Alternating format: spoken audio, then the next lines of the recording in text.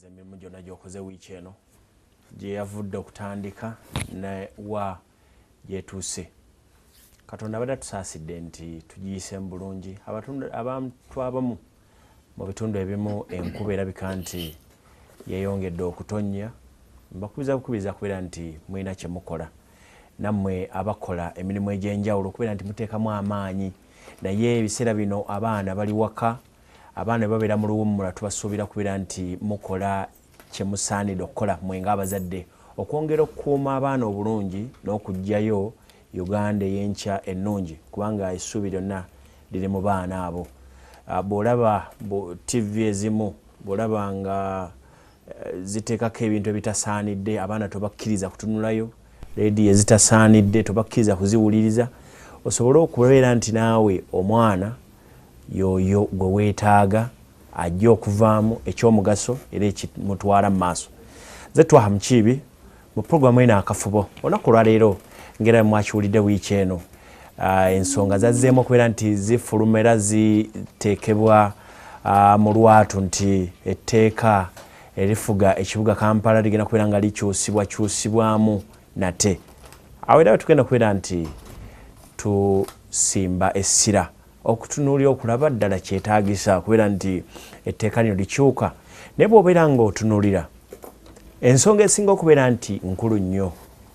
mu bintu ebirina okuba nti bikyusibwa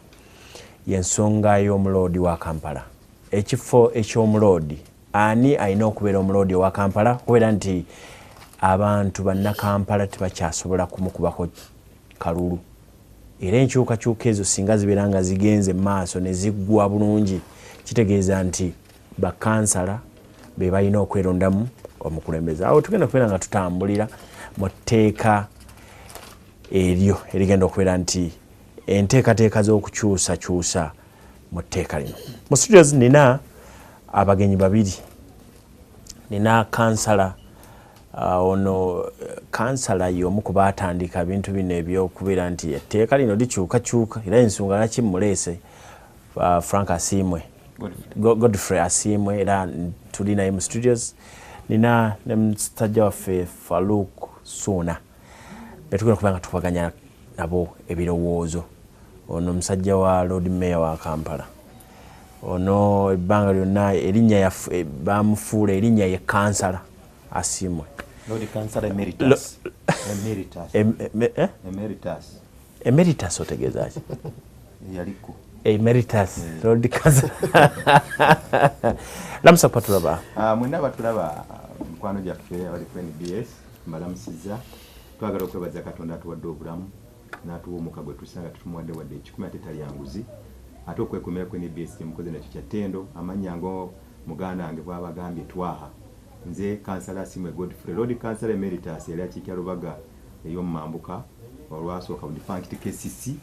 Era ffe bapayoniya ba KCC ffe twasooka okukola n'omuloodi era tuli mu byafaayo. Ate ffe twasooka okukola impeachment eya Lord Mayor. So tewaliwo balala bagikola. Tewali. Lord Mayor yasooka ganti ffe twakola. Ffe twasooka. Ffe twasooka okukola impeachment ku muntu eyasooka okubeera Lord Mayor mu KCC. Kati awo Oluganda luga nti ffe twakola kuba tennabaawo ndala eddawo. Impeachment eyokka era ekyali mu byafaayo. Era ffe pioneers abaatandikira ku kigambo kye bayita Kampala Capital City Authority. Mukyakya nnyumirizaamu. Namusa kupatulaba. Abalabe abalungi abasalamu TV mbalamusizza mu linnya lya Mukama Katonda omulungi. Mbeebaza ebirungi musobodde okutuukako newankubadde mmanyi ennaku zino si kyangu, naye kale at least Mukama yeebale kubanga akyakuuma mmwe abakyali abalamu. Nzikiriza mala okusaasira abafunye ebizibu ebitali bimu nti twekwase Munyazi Mungu byonna yayina obusobozi. Nzirako okuyozayoza abantu bange abalungi ab'ekibuli, eyo gye nsinziira nammwe ne mundaba ne mumpita wano tukubaganye ebirowoozo. Mpozi ne muganda nga Asiimwe akaseera kabadde kayise, ssebo naawe nsanyusa okuddamu okusanga mu lutalo luno. Bumpimpi nziza nsobola kugamba nti bino ate bye tugenda okubaganyako ebirowoozo ali omu ku baabitandika. kubanga bino byonna byetwogera wano byetoloolera kugoba Lukwago ate ng'ebimu ku kyenyumirizaamu agambye nti yasooka okumugoba neyanza awo tugenda okubeera nga tutambulira kantandike ne Sona ne Asimwe awo wennyini ogambye nti mwagoba Lukwago nakati okyakyenyumirizaamu kyenyumirizaamu kubanga ogw'okugoba gwe gwali omu ku buvunaanyizibwa waffe era bw'oba osomye etteeka lya KCC Act Lord Mayor asobola omugyamu obwesige bakansalazi bokka si balonzi si minisita si pulezidenti era etteeka likulungamya bulungi ensonga kwenyiza okusinziira okugyamu Lord Mayor obwesige era si ffe tukeera bukama kya tugamba genda wabeerawo procedures ne processes ezigobererwa nga muli ne tribunal okulondebwa abamulamuzi n'abamuyambako ne mugenda ne muteekayo ensonga zammwe ne babayita era nga n'olwomulodi akiza okubeera ne balooya abasobola okubuuza kajojiji w'ebibuuzo then tribunal oluvannyuma n'esalawo musobola okitwala ne muluuzinga ng'ensonga zimu awo temuli oba okubanga musobola okuwangula kyenkujjukirako wali kansala eri emabega nga tennafuuka KCCA era wali deputy speaker nojja n'obeera kansala era nga bagifudde KCCA etteeka eryajja eryakyusa KCC okugifuula KCCA lyavaawa etteeka lino lyava mu kwemulugunya okwaliwo naddala abakulembeze abaali bakulembeddeko ekibuga nga bagamba nti Kampala ng'ekibuga ekikulu eky'eggwanga nga liriiso ly'eggwanga toyinza kusigala ng'okitwala nga disitulikiti Kapiripiti simanyike na Kapiripiti simanyani kubanga ekibuga kirina ebyetaago bya njawulo setup ya njawulo population ya njawulo ebyetaago byakyo bya njawulo ne bagamba Kampala twandijje mu local government ogifuula nga district endala ne tugifuula ekintu ekya government weesobola okubanga efundinga emirimu gy'ekibuga engeri y'enjawulo bannaffe ne bagenda ne batuula ne baleeta etteeka Kampala Magistrate Authority era neeva mu Ministry ya Local Government era we twogera kati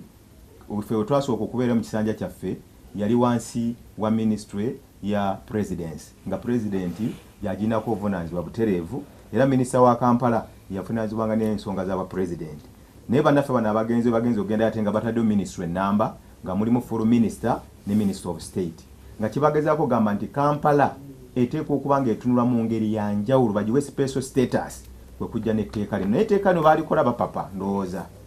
nga bataddemu ne feelings oba oli awo mu kulaba okukwo kiki kye baalekayo ggwe mu kulaba okukwo nga kyali kyetaagisa kye baalekayo toyinza kubeera ne political head nga Lord Mayor nga tomuwadde buyinza bwakubeera ne executive okulonda abantu basobola okukola nabo ate ne muddira authority ne muba nga temugiwadde speaker kubanga ffe mu biseera bya KCC mu local government twalina speaker kyemudenga naliko deputy speaker naye kaakati mu biseera bino Lord Mayor ye executive ye speaker ye political head kakati ebintu ebyo byonna Lord Mayor oba omuwadde obuzibu nti kati ye bw'aba alina byayagala okuyisaamu naye nga munnabyabufuzi yasuubiza banna Kampala nga talina executive bw'atuuka mu authority ate n'omu obuyinza obwa speaker asobola okubulodozing authority nga yaleetawo byayagala kuba yalina obuyinza okugamba nti yogera gwe naga tojja kwogera n'agamba out of order kati obuyinza obwo bw'omumuwa nga talina executive mu asobola kutuula nagamba nti kantuuze executive yange programu yange yeeno gwe minister oba minister ababuli bayitanga ba secretaries osobola okukwatagana akakiiko kano ensonga zino ozibanyonyola nti no programu yange nange gyenina gyenjaga okuweza banna Kampala kati nga talina forum efaanana bwetyo ng'ebintu ajja kujja buzibu tereevu mu authority nga ye speaker he is like to bulldoze the authority and that's what the Lord Mayor normally does era yatugambanga you people you have to sympathize with me sine executive ate nange nina be nasuubiza banna Kampala nange nina okuteesa kubanga ne deliberative vote kyembadde njaga okutegeera mu procedure entuufu speaker yandibadde ateesa speaker tali supposed kuteesa bagamba omulimu gwa speaker abeera custodian of the rules of the meeting kati speaker yalina okugayidde nga agambe nti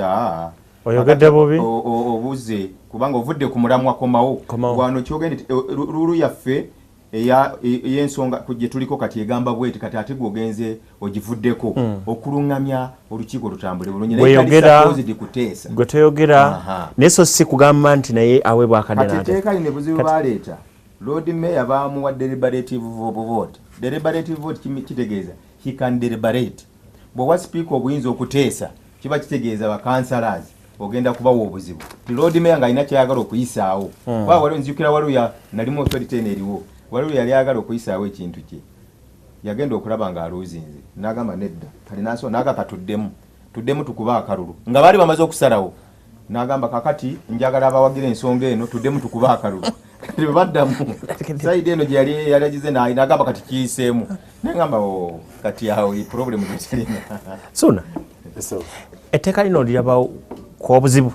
eryaleetebwa eririwo kati kakati okusookera ddala neeyanziza lwakuba nti kyannaku nti ebintu bino kati twakabyogera emyaka 6 era bannaffe tebabitegeeranga kinkoze bubi nnyo okubeera ng'era kansala asiimu akyasobola okuteesa bw'atyo lwaki ŋŋamba bwe ntyo obuzibu obuli mu KCCA bwatandika n'ensonga emu nga Lukwago agamba nti etteeka lya KCCA lino liwanze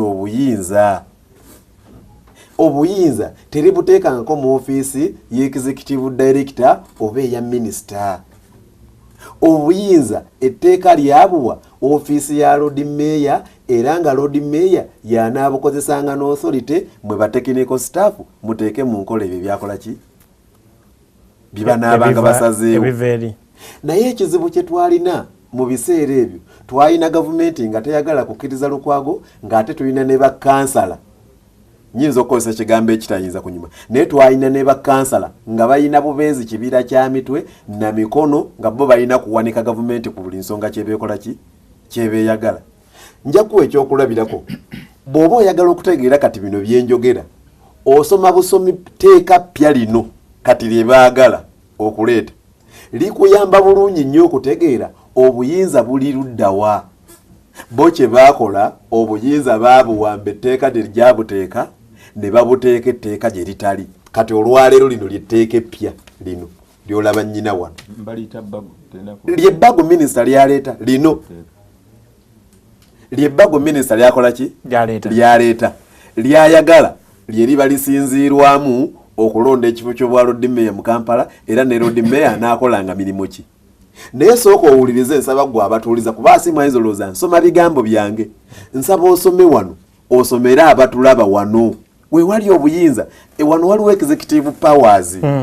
wasomeremu abatulaba we wali executive powers wano wonna oyagala nsomewo soma kanoko kaka paragraph section 11:1 soma nze nzivuunule neyanziza soma nzivuunule section 11:1 of the Kampala Capital City Act ya 2010 provides for the function of the Lord Mayor to include the executive powers like being the head of the authority in developing strategies and the programs for the development of the Kampala Capital City. Komao webali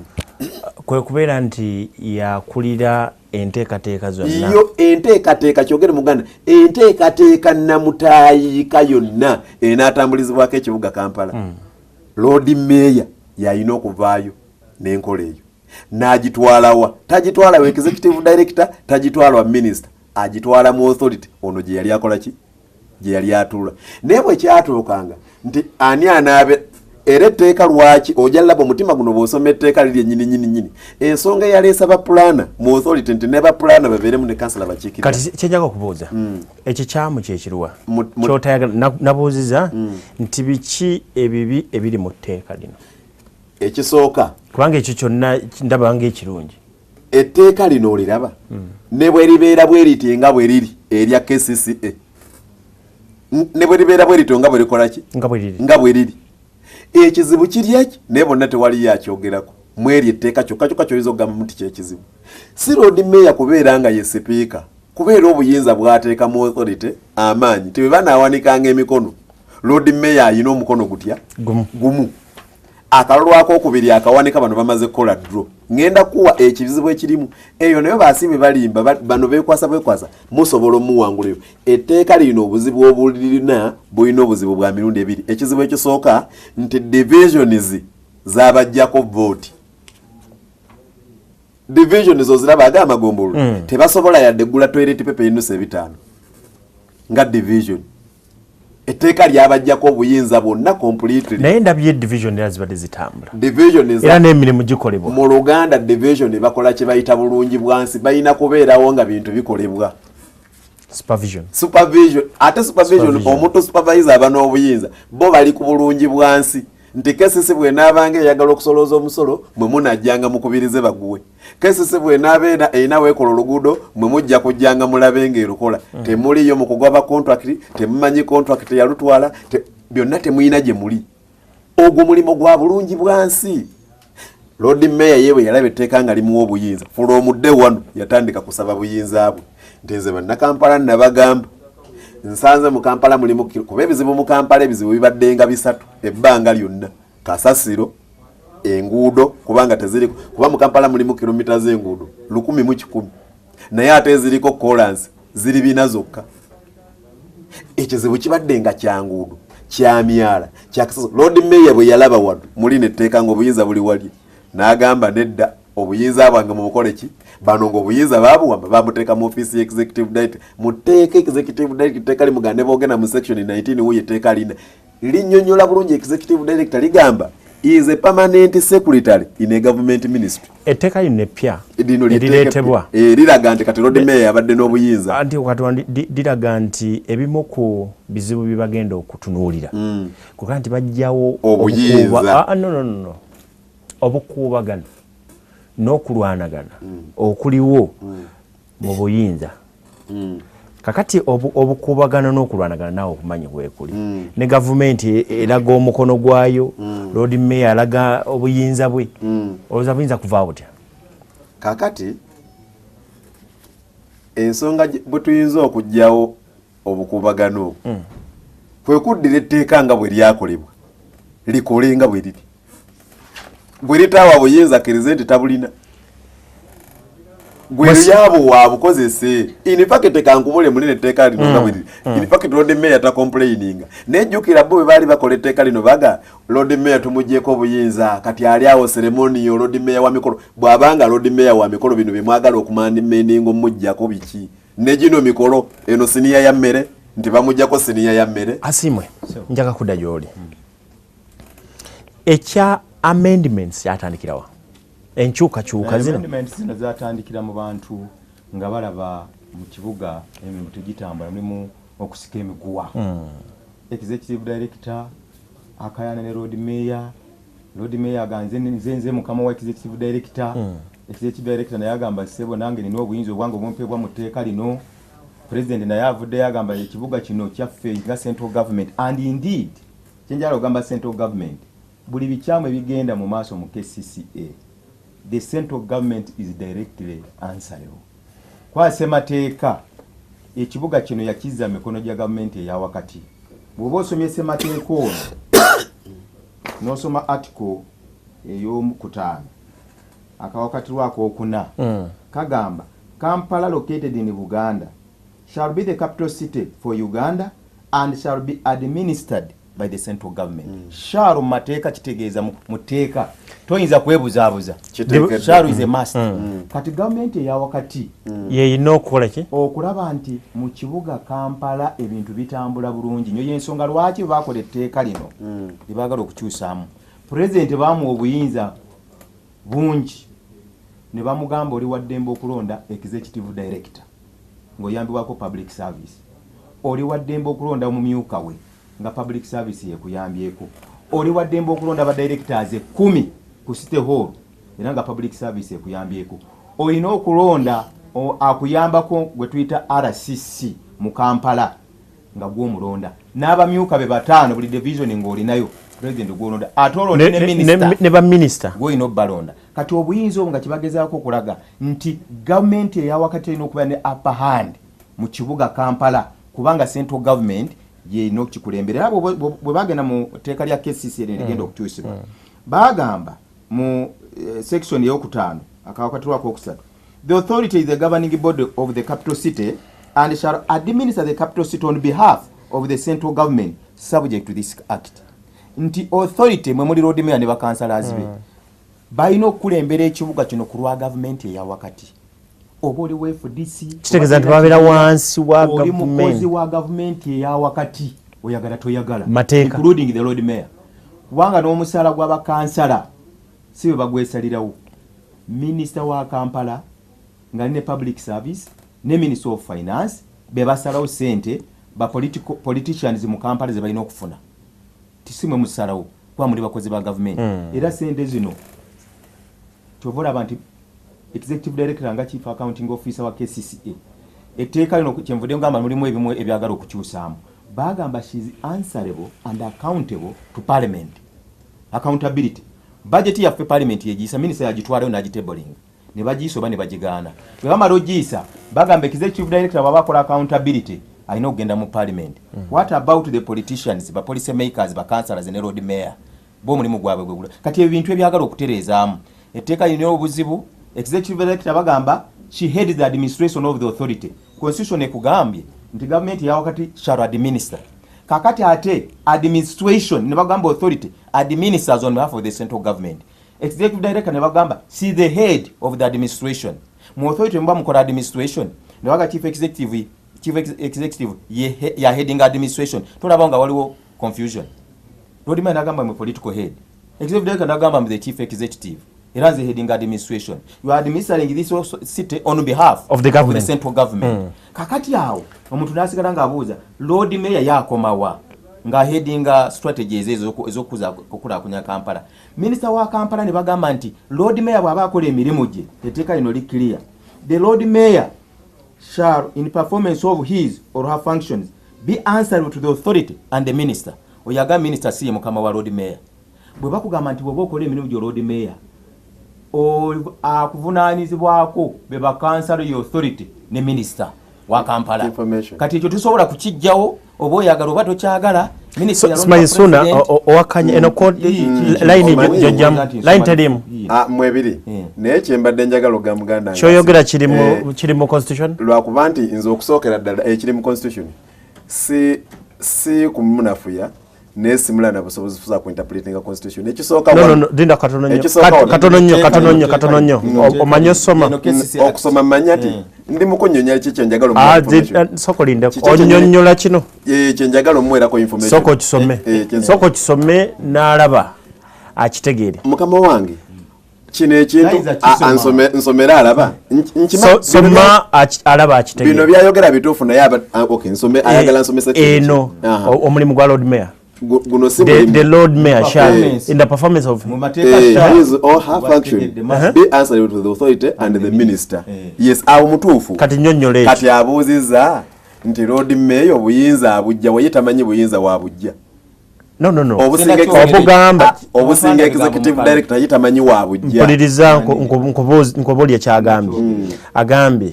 tamanyi Lord Mayor jajja kigambo kigamba nti ali waggulu wa minister wenjagala nti okukijjaawo yatandise ne constitution sibe kiri constitution yagambye nti tudde nze njagala nti njaga kunyonya yatandise ne constitution wabufunze nasoma article 5 kati atusomere ne article 1 mugamba asome article 1 ajala Lord Mayor jajja obuyinza era obwo obuyinza mu article 1 ne president wabujja nti power belongs to the people kati awo obuyinza bwonna buli mu bantu kati mulangira obuyinza bwonna president obuyinza abujja mu article buno bwonna obungi bwogalonda ba minister awe tunatuka politics bwe tunatuka tugenda kukanya Lord Mayor must be elected bwe banga bakitadde mu Lord Mayor tali supposed to be elected I don't agree with them kimbude bwa iteeka lino lirimu ebirumire ebyagala okuharmonizinga nkulaze executive director eteeka obuyinza limuwa ne nkulaga Lord Mayor obuyinza bwalina mu teeka ne wabanga waliwo conflict yawo wakati yawo kati it has to be stimulating kasoke ngende mu bulango katukome okuwumulamu tugenda maaso ne program yaffe akafubo era nkwebaza okwera nti oli naffe wetugende mu kuwumula ensonga ebaddewo y'amateeka interpretations kino kitegeeza ki kino kiri luddawa so nasimanyi ndabye constitution kyegamba nti CCA inakubeera wansi Kampala sikesise ene Kampala Kampala kanchoge ndi Kampala erina kubeera wansi waki wa government ku buli kimu kyonna ekitambula gavumenti erina okugitunuulira okulaba ekitambula kati tube tusomye constitution ya KCCA etteeka lya KCCA liraze nti Lord Mayor alina kubeera wansi w'aba minisita kati mulwaki bulijjo mutubuza kakati okusooka yaddala ssemateeka w'eggwanga olina layini eraga nti Lord Mayor ng'ovudde ku kya being the political head mpomokesa kyenjagala okuddamu ssemateeka w'eggwanga tebamusemanga abasoma bayibuli oteeka okubeera n'obukugu obumusoma ate n'okumuinterpretinga oba okumunnyonnyola n'omunnyonnyola n'ekiri emabega w'okukinnyonnyoka njakuwa ekyokulabirako kyebava baateekawo constitutional court nti ebitabo bibeera biwandiike wano nga n'amateeka googera naye agaagogera gatuuka ekiseera nga bigogerera mwenna temubitegedde muyina okuddayo ate mu constitutional court bongere okuinterpretinga ssemateeka yakola abantu ba mirundi egi ebiri mu Kampala yakola pulezidenti nga mulonde w'abantu nekola ne Lord Mayor nga naye mulonde w'abantu abantu bagenda okusalawo mu Kampala ne basalawo Lord Mayor ne bagenda n'okulonda mu Kampala ne basalawo pulezidenti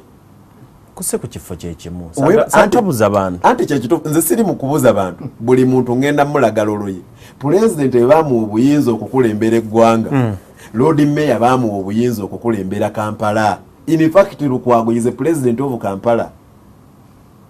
Lukwago is the president of Kampala ng'otunulidde article 1 egamba nti obuyinza buli mu bantu era banaamweronderanga oyo omuntu gwe baagadde n'okusalawo na butya bwe banaakulembera ono buli lw'omubuuza nti lyalina etteeka ly'e Kampala lino lyajja lityagamba mbu abantu ini pato njagala akubulire bantu ki gavumenti yakola referendum mu Kampala nga referendum act bweyogera kuba referendum act erikiri yegamba nti eneebeeranga ey'eggwanga lyonna ku nsonga ebetawaanya abantu oba enaabeeranga ey'ekitundu ekyo awali ekizibu mu Kampala baali bataddewo referendum alyoka agamba nti y'abantu ekize kibeerangawo kibadde kyakwagala kulya nsimbi ne kino kati era minisita kyali mukola ayagala naye kutandika kola malya nsimbi bano kibaakola era bwe babitandika wawulira ekyabaayo baalidde omutwalo gwa dola abakoze bino n'ebirala ebyogerwako bingi era abalonzi ne babitegeera ddala nti si bya lugambo mubuuzo oyo nti wakomawo mu authority oba olowooza nti teyeesimbawo abuuza bibuuzo saagala bireke mu bbanga bw'akola allegations nti batugamba twali omutwalo gwa dola allegations zibeera allegations Lord Mayor bamukolako allegations nti yagenda e China ne deputy Lord Mayor ne mukulu alani nga baga wali ba sponsoring and in fact it was not KCC that sponsored the Lord Mayor ku trip eyo nga bali bagenda kuleeta ebimotoka mu KCC naye nga bagamba waliwo ekyojamire ekyaliwo era amawulire agamu ne gakifulumya Lord Mayor n'agamba agenda bawaabira nga bagamba bamulabyeko ne muganda president Yoweri Museveni gye baali eyo nga balina diiru gye baliko should we take that one as allegation lindako allegation ya ne bagamba ti Lord Mayor ennyumba ye baagimenye naye abasasula sente z'okuzimba ennyumba ya Lord Mayor ye Salim Saleh that is an allegation naye nabyera ko tunagenda by allegation era mbuuziza ekya allegation ekya allegation kanti engeri gya kitadde no njagala nkiteze kubalende ku muntu atali bwana twa okulamu n'okubeera ennungi ekya allegation okubeera ennungi oyogedde ku muntu atali oneka nko information wazibumanyako za public knowledge era kambikuddemu New Vision ne kabushenga bawandika ebintu ebalirira Lord Mayor millions 36 ngate babitugamba byaggwera bweru wa court bakiriza obutagenda maaso ko bakuba mawulira gategundu Lord Mayor yali akikola mu public interest yo banga ye muliriza nti ye gwe bayogerako red paper yawandise ku Lukwago nti General Saleh ya mugira bamuyide millions 24 sente ngayo eziri kati yero yamanyi kuma secretary kati nekya kyabadabuza kati ndoza mbikozeemo ne bigamba byogera ati nange sibimanyi jakatugenda ku nsonga jakatugenda kati agambye nti abantu balowooza kyali kyasanyuka ku Lord Mayor kumujja nti ye akoma omukalulu kati nja okumugamba yali chief petitioner waffe ye Burhani bya Ruhanga is in council Sifra Lukwago atakiriziganya nagoba Lord Mayor teyajja aida nakuya eyalwana ennyo teyawangula kalulu kakati bw'abalowooza nti buli yawagala Lord Mayor butamugoba yakomawo that is missing issue njaga tugiveeko tugende ku kiki ekiri mu tteeka lino erijja bw'nabadde mbikkula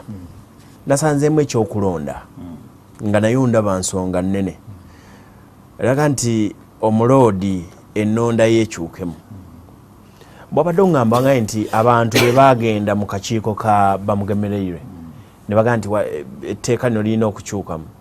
ekyo kyali kimu ku bintu by'abantu bye basaba ekyokulonda omuloodi nti nayo nsobi nze ku lwange ebyo tebabyogerako nti road mayor talina kulondebwa abajja mu tribunal ku recommendations ze bakolebwa okujjako nzijukira omunamateeka omugundi mwebaye muliira gwe baleeta ajja ayambeko alabe nti how can we stabilize the institution yagamba nti abakola etteeka lino ate nange nabo amagezi ne bagavaako tosobola kubeera mu kibuga ng'ogamba olinamu road mayor tosobola kuba na road mayor nga tolina house of lords n'agamba ebyo yali nsobi n'ekyokubiri n'agamba nti ne baddira obuyinza road mayor ne bamuwaako obuyinza n'executive director ne bamuwa obuyinza nga tewere clear cut wakati waabwe n'akomawa nakyo ne kireeta conflict n'agamba you either reduce the powers of the road mayor and increase the powers of the executive director, or you reduce the powers of the executive director and increase the powers of the road mayor. Kati abuyinza bwa executive director bukendereko bwongerwe road mayor oba road mayor obubwe bukendere babongere executive director ya recommendation. N'ekyo okuba nti road mayor talondebwa abantu ekyo sikkiriziganya nakyo. Kati omulangira Ssuuna gy'abadde atutwala ye kubanga bino bibiganye nagamba obuyinza bw'abantu ssemateeka ga buyinza buli mu bantu which I agree with him. Ekyo kiri bagala okukyusa ne bagala road mayor talondebwa bannakampala toyinza kubajjako ddembe lyabwe bwe basemateeka okwerondera abakulembeze bwa kwa semateeka ali clear all the power belong to the people abantu balina consentinga who is going to govern them and how they are going to be governed through regular free and fair elections. Toyinza kukola tteeka ng'otajetinga muntu bw'okireeta bw'oti bakitegeeza otajetinga lukwago ng'omuntu. This is an office. Kino kibuga, it is an institution. Bannakampala mubawo obuyinza balekera obuyinza wa in fact bwe banakireeta people may go to court, constitutional court okugamba nti bagezaako okuviolatinga gundi eno provision ya constitution ewaba na Uganda obuyinza okwerondera olaba bolonda chairman wero si one wansi atalina na bisanyizo bya buyigirize road mayor ne mugamba nti aleme kulondebwa mbwa abakansa be babeerondamu mwine ensonga ze muyinza okuwa ziri justifiable nze mproposing bwe nti babaka ba parliament temutawana kujjako bannakampala buyinza oba road mayor akoze president bwanakola obinga tuga president ademekera okulondebwa abantu bonna tumujenga mubaka ba parliament nedda kyemba mukola authority yetaaga mu speaker road mayor abeeronga political head alondeddwa abantu bonna bwatuuka mu authority speaker abeerewo nga ya presiding over the sessions oba meetings of authority nga ne road mayor bwaba ayagala okwogera agamba speaker nne kyenjagala okwogera bamuwe time agambe road mayor kwa dakika 5 present your case bajiri actingeko so si road mayor kujja ate speaker ye political head ate ayagala okutesa aina political interests yes. So yasobiza abantu bakansala ne bekiba kyagamba nti katu impeaching kansala ono bamugambe kansala ekiko zikulema kwa singa twalina speaker road mayor yali andi batabera ku impeaching failure to hold ordinary authority meetings yali omu ku ground ze twateekawo nga tewali nsonga ntuufu special era ensonga bambi ne yayitamu in fact zonna ze twawaayo zonna zaali ntuufu kwe basinzira therefore ne mukuboyo speaker bwe tuba tukuba ebikompula ba councillors meeting oziconductinze bubi bwe twayisayo kino tuwakireeta ku followinga kiraka kino ekintu kyakiwandiika be speaker oli wano full time lwaki wakigobera road mayor beeringa political head kumonite na kumuwa ubudde bwa kuteekawo strategies ezokola nti Kampala ako naye babazikola ate okubanga ziri ni line olwaliro nga sinaba kuvaako olwaliro road mayor bintu ki byakola biyinza okugamba abatulaba emirimu gye road mayor awabula ba mayor ba division ba mayor banne wansi alina okubalungamya nga bakola emirimu gyabwe balina emirimu bano nayo mu constitution eno bakola ki balina emirimu bakola ki they are political heads in their divisions. No. Ekyokubeera political head tukivuddeko kati njagala issues era bebakubiza enkiiko zaabwe eziyisa decision eziyamba abantu zikola ki enkiiko bweziyisa osobola okukola nga tolina meetings mwe bayisa ne policies zaabwe mwe balina okuyisiza bylaws kati policies kize bayisa bwe bate bayisiza that is their weakness nze bankugamba nti gendo ndabirire faamu yange nongambe ente zonna bazibbi enkwazi ziruma. Do you blame me? Nabadde ne Mayor we Kawempe ng'agamba n'omwala gwennyini agw'oku kyalo kwasula ye nga Mayor alaba bulabi nga bagukoze nga n'agukola tamumanyi wabula bwe yabuuzaako ku engineer meya wekawempe njogera ku Serunjogi ubundi ng'abuuza Obote, do we still have this party with the green and white? Ngagamba, if that party can say we still need the colonial master to come and rule this country, do we still have to have that party? Kati bobanga oli mayor, why don't you resign? Mugamba Museveni resign, Mugamba minister resign, you have failed. If you are not performing your duties, why are you in office? Njogera ku buyinza. Nakana yagamba sidda, yiba yagamba nti ebyange ndaba tebitambula. Ndiwo kusigninga passport, kulya sente zaabwira, I'm not going to come back and contest. Anti olira katono. Nvudde ku nsonga yo. Wagaye nti ono Lord Mayor. Omulimu gwo gusooka ku advisinga bano niyo no gwa advising agaye nti yagenda n'abuuza ne engineer kuba division eyina engineer n'amubuuza nti why baani abakola omwalo agawulira oguli ewali ewange nagamba nange simanyi nendoza tulina kukubira ba bw'oba omwami nga otandise okubuuza abaana enva zino zetuli ani yaziguze kakati awabairawo sona kiki kyolaba weakness kiki ekirala ekibi kyolaba ekiri mu tteeka erijja kakati okusookera ddala nyina byensobola okukkaanyaamu n'asiimu mu byayogera naye asooka akkirize nti etteeka lino lyebakola neryasookera ddala baalekwa mu mutima nga si gwa kubeera nga batereeza antereezemu etteeka eryo sinnaliraba ebbago naye bwempulidemu akanyiizizza okugaana bannakampala okulonda Lord Mayor, that one I don't agree with. Lord Mayor abantu bateeka okumweronda political head waabwe ebyo mubiveeko abannakampala mubagjeeko akajenjegule kemwagala okuleeta ng'omutamiivu ajjanga amampaata ageegoloza omukadde gy'obeera nayongerako okuwanvuwa mugaveeko bannakampala mubaleke beerondere. You should go down and ask yourself, why is the NRM becoming unpopular mu Kampala? Lwaki eri unpopular? Lord Mayor impeachment yaliwo n'akomawo, he still the Lord Mayor. Lwaki muloza bannakampala bagala Lord Mayor? Lwaki NRM is losing out in Kampala? That should be the issue. Muve ku bino kubanga Lukwago yakomyewo. Lord Mayor bw'anaavaawo Lukwago nga muddamu mukyusa etteeka mulikolera muntu omu, that one should stop immediately. I don't accept that. Neyanza nnyo bwana Twaha ekitegeeza gwe wa impeachinga Lukwago ye ng'omuntu mu bunafu bwe naye kyetteeka eri no tokolera tteeka muntu omu gera maaso okusookera ddala etteeka lino eryaleeteddwa neriri lyennyini eritukaayanyi gonna tegaaleetebwa mu mutima mulungi kyekitutawaanya baakola etteeka mu 2010 nga babapiirira nga tugenda mu kololo ka 2011 nga balowooza etteeka libakoze lirigenda obbawo obuyinza ne bajje bafuna ekizibu nga ze ku bwa Lord Mayor looya agenda okusoma etteeka nga talina kirala kye yeetaaga ero lyennyini eririwo likole n'abaako obumulumulu bwalaba kituufu division eyo nobamubuuza ebibuuzo nga tabyogera era kinkoze bubi mu byobufuzi kibi ekyamazima ono mwennyini ono ye yawanika omukono n'awanika bw'ati mu kanso linda mukati nokoze etteeka lino balisaninga 28 December nga twakava mu Christmas 26 ebeera ki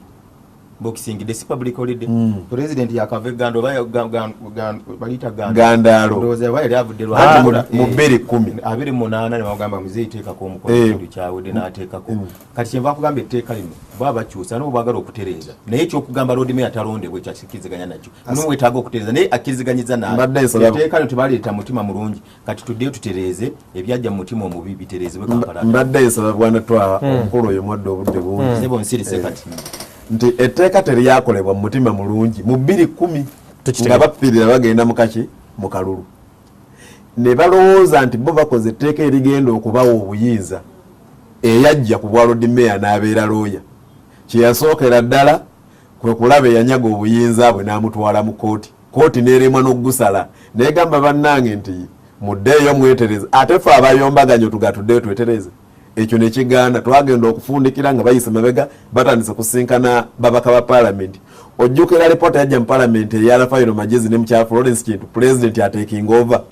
bwe kyagaana nga bafojinza report kwa bagenda okulanga onako ne bagikoleddeko lwa Sunday in fact yalaba ekintu ekyo na mubaka we ni alemu naganda bannaye ebintu kyekibiri emabega parliament tukkirizibwa kola Sunday report eno ddala bwe banga ntuufu parliament yansi ekyo yatudde okukola report eno ku Sunday awe basinzira okulanta reporter yali fojjali nga president emuwadde obuyinza emyezi 6 nga Lord Mayor mugobye president atwale Kampala nga teri amukuba ensimbi bazibbe nga bwe baagala ekyo bwe kyagana ne balyoka badde ewabano tinaye bwe tutunula mu tteeka muyina bye musinziira omugoba kati tukatuteekewo ensonga ne waziba teziriiwo bulungi nti naye tuzisinziireko tugobe oluvannyuma tribunal n'ebireeta kooti n'ebigaana eyayoloka mu bamwine eya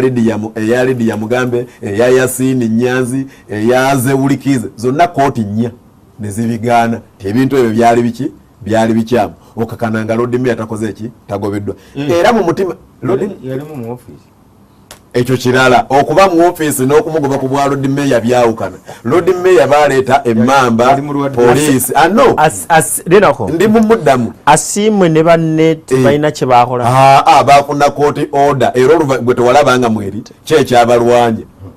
babuuze nti kyekyabalwanye owona information kyekyali kibalwanye yali kugenda mu tribunal to explain ourselves n'okuwanika omukono ebisigadde tribunal report jevayo nayo impeachment is okay yes era ye meeting hiyo kama minister wa Kampala jakubirize your authority to impeach the Lord Mayor came and presided over that meeting we impeached ebisigadde that is cool mbadde nsaba ali mu budde bwange namuwuliriza meeting eyo nyinyi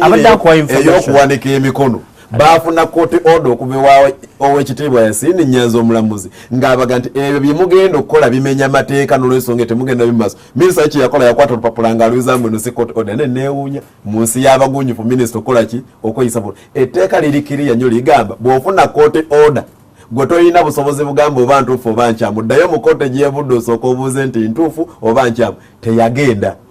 kooti kwe yasinziira okubigoba kati n'olwolwo kino ekizza ow'ekitiibwa Betty Kamya byakoze nze nyina ekintu kye mujjukirako ate mbadde mugobera nnyo nga muwuliriza bwe yali ng'akyali naffe mu opposition yayogera ebigambo bino yagaba bannaye mbabuulire nti mu State House eyo eriyo omusota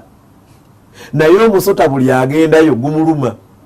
naye omusota bwe gumala okukuluma otandika kuweereza shaitani kubanga omusota kye kifaananyi kya shaitani kati nange we neebuuliza kuba biri ebitugamba tokyalimu FDC kati nange we neebuuliza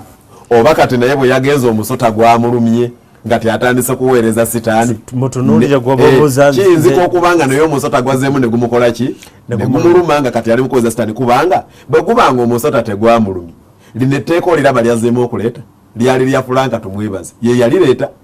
bwe yalituusa mu paalamenti bw'ati paalamenti yonna ey'NRM n'opposition ne baga nti nedda lino etteeka tuliraba lirwanyisa muntu atya era paalamenti eyo n'erituma the anti Lukwago Act n'erigoba bw'emala okuligoba ono talina layini ne gyekyusiza yakomyeyo kati mbuuza timaama omusota naawe gwakulumye gwe watugamba kuba gutugamba tuli bavubuka naawe gwakulumye kati otandise okuweereza sitaani nga bwe watugamba. Omulabi waffe program eyitibwa Akafubo nze Twaha Mukiibi nina Godfrey Asimwe Kansala Godfrey Asimwe nina Suna Faruku njagala nsoke maloko okubuuza kubanga ebintu bino binsobera olowooza ku luno paalamenti eyinza okugenda mu maaso neyisa ekintu kiyagoba ono ogedde bulungi ansanyusizza agambye nti baali baagala okuleeta okuyisa mu paalamenti nga basumagule nga batudde bwe batudde nga bagamba president kubanga local government act emuwa obuyinza to take over any district n'ensonga ziweebwa president n'agitwala direct kati baali bagamba Kampala nga balabika nti agaanye Jennifer Musisi mwana wa Nambi Lukwago mwana wa Nambi kiki ekireese obuzibu Kampala okutabuka bwatyo president nzo taking over ne bagamba nedda yemwakikola n'emmere zemwagiwandika kiraka naganze saaliyo mina kiseera simanyi yaziwandika era n'agamba nti parliament ne balina ebulungi bakigoba n'ebira n'agamba byonna byalema naye n'agamba ekyatuuka ku kyaffe kyaffe ne kiyitamu kakati awo nengamba bwogamba nti bali bakigoba ate nga nabeerakiri bakigoba naye kino kyo ne kiyitamu kakati paalimenti eno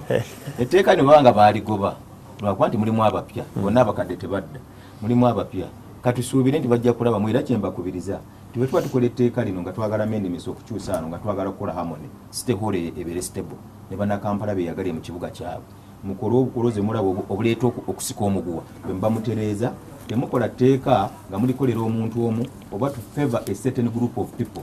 naye bannakampala be basinga ndowooza n'okuwa omusolo mu ggwanga lino so these people deserve to be treated well tuteekwa okuba nga tubawa respect naye nga batukola amateeka gabe nga gavumenti eya wakati ate tuteekawo bukolomooni bugiremesa kubanga at the end of the day we are going to blame the central government semateeka eno eri clear Kampala bamuteeka mikono gya gavumenti eya wakati Lord Mayor bakoze atya oba kansala befu district bakoze for the end of the day tugamba gavumenti eya wakati ekibuga constitution kiyakuwa kikulemye asemwe bwana twa teriyo n'omu agamba nti Kampala takulemberwa central government taliyo kyekyalonza minisita ne bamuwa veto powers akiriza veto powers nga n'obuyinza obusazamu authority byesa uliriza ekikulu kyasiimwe nzobuzibu nze mbeera munnamateeka era bwetuusa wano ngambye nti mbeera mu Lukwagande Kampala advocate etteeka siritunuulira nga gwe bw'olitunuulira n'abantu b'embeera no bamanyi bulungi okuinterpretinga amateeka kitegeeza kirisinding webale nnyo mbadde ndi mukuga nti eddakiika sirina njagala zikozesa naye gwe kennyini ogambye veto powers yes naye veto powers amateeka gategeeza ki veto powers nga zikola ki nti singa osolite enaatuulanga neeyisa etteeka eryo erikontana ne gavumenti kyeyagala okiwulira gamba nti singa gavumenti egamba nti ffe tetukkiriza bisiyaga kesizinega nti ava ebisiyaga munaabiryanga mu Kampala kyerenga buli omu alaba eryo liba likontana ne gavumenti kyekola ki minisita asobola okijjawo minisita akijja akola bwati ali wansi katono nnyo ali wansi atasobola okujjawo ekintu ky'omuntu nga anti wuliriza nkubula procedure bwebeera minisita akola bwati akwata ekiteesizza n'akitwala mu kabineti n'akyanjulira kabineti era kiri nti on approve of cabinet si minisita yekanga muntu asimu ekyo somaawo section onzikiriza gisome akwata bukwasi ogirina wano aginaawo agisome ndaze nga manyi wangambye bulungi nyo tuku Kampala sinza kujanga mugamba agisome kasome nesina ndakiika bagamba powers of the minister in section in some act yene kati bagala okutereza the minister shall have the following powers in relation to the authority a to vary or rescind any decision of the authority which is in contravention of any law or government policy in the with the approval of the cabinet single authority yeta tubeera wekanga minister kontana ne government kyeyagala minister abagambe bifubefu abitwala mu cabinet n'abagamba minister cabinet kategamba kifu kati njagala ombolire ng'ekiwa buyinza bugamba nze nasazeyo kuba mumbulize ekibuzo mukama wange nga tumaliza ekitegeeza minister si abasazizzaawo it is cabinet ng'ekubirizibwa president omulabi waffe program akafubo bwete bwewedde kubanga sina kyenyongera kakadde sina nze twaha Mukiibi mbadde ne Godfrey Asiimwe kansala sunafalu webale kujja kale taata mwebale kujja mubeere bulungi Katonda batukuumire